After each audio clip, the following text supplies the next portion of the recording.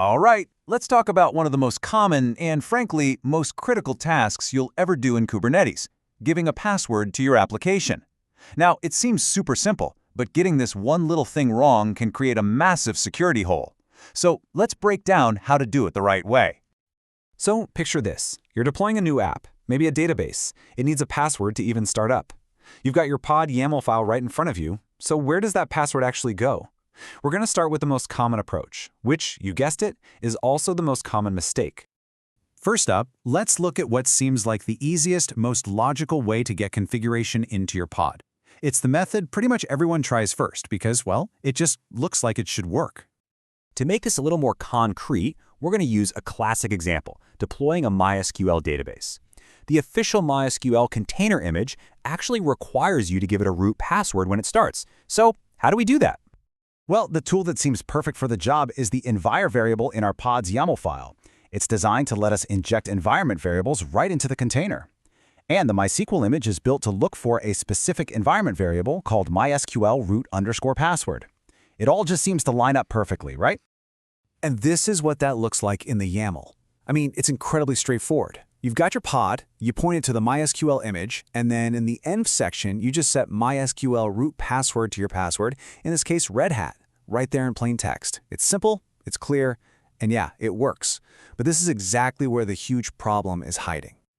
That simplicity we just saw, it comes at a massive, massive cost. Putting a password directly into a configuration file like this is, without a doubt, one of the biggest security mistakes people make in the Kubernetes world.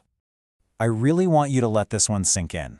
This is the golden rule. If you take away just one thing from this explainer, make it this. You should never, ever store sensitive stuff like passwords, API keys, or tokens directly in your YAML files. Just don't do it. So why is this so bad? Well, first off, the password is just sitting right there in plain text. Anyone with read access to that file, another developer, someone on the ops team in an automated script, can see it. But even worse, these YAML files almost always live in a version control system like Git, and it is so easy to accidentally commit a file with a real password in it, making it a permanent part of your project's history for anyone with access to see. Okay. So if that's the wrong way, what's the right way? Thankfully, Kubernetes has our back. It gives us a special object designed for handling exactly this kind of sensitive data, and it's called a secret. The whole idea here is decoupling. We physically take the sensitive value out of our pod's configuration file, and we store it in a separate, much more secure Kubernetes object. Then, our pod just references that secret to get the value it needs when it starts up. The password itself is no longer part of the app's definition. And this slide just lays it all out perfectly. On the left, you've got the insecure method, with the password hard-coded using the value field. Now, look to the right. This is the correct way. We replace value with value from. This basically tells Kubernetes, hey, go look somewhere else for this. Then, the secret key ref points it to a specific secret. Here it's called MySQL secret, and tells it to pull the value from a key inside that secret called password. The actual password string, it's nowhere in this file. So what makes this so much better? First, access control. You can lock down who can read secrets way more tightly than you can lock down who reads pod definitions. Second, the data inside a secret is base64 encoded. Now let's be super clear. This is not encryption. It's just a way to keep someone from accidentally seeing the password if they happen to look. The real security comes from the fact that you can configure your cluster to encrypt this secret data when it's stored, or at rest. And of course, this completely solves that huge problem of leaking plaintext passwords into your Git repository. All right, enough theory. Let's briefly walk through how you'd actually test this out. Once you've created your secure pod file, using the secret method of course, what are the actual steps to see it in action and make sure it's working? The whole process is really straightforward. You run a kubectl apply to create the pod. Then you'll want to watch its status. A database can take 30 seconds or so to get itself ready. Once it says it's running, you can check the logs to see if it's started up okay. And the best way to really know it works is to spin up a temporary client pod and actually try to connect to your new database. When you're all done, just clean up by deleting the pod.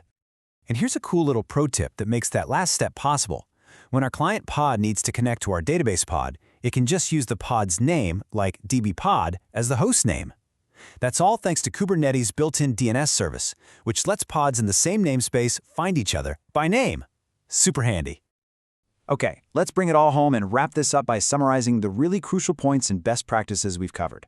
Seriously, Getting this stuff right is fundamental to running secure applications on Kubernetes. So let's boil it all down. Use the N field with a direct value for any configuration that is not a secret.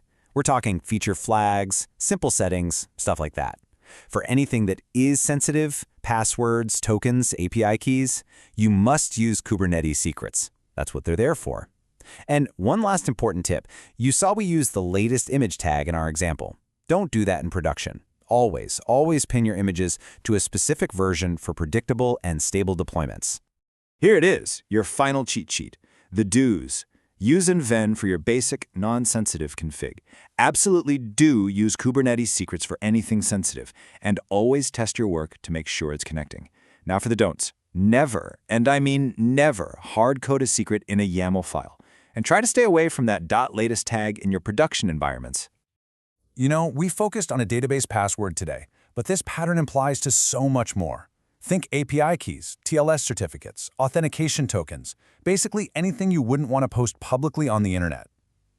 So now that you know the right way to handle them, I'll leave you with this question to think about. What secrets might be hiding in plain sight inside your YAML files?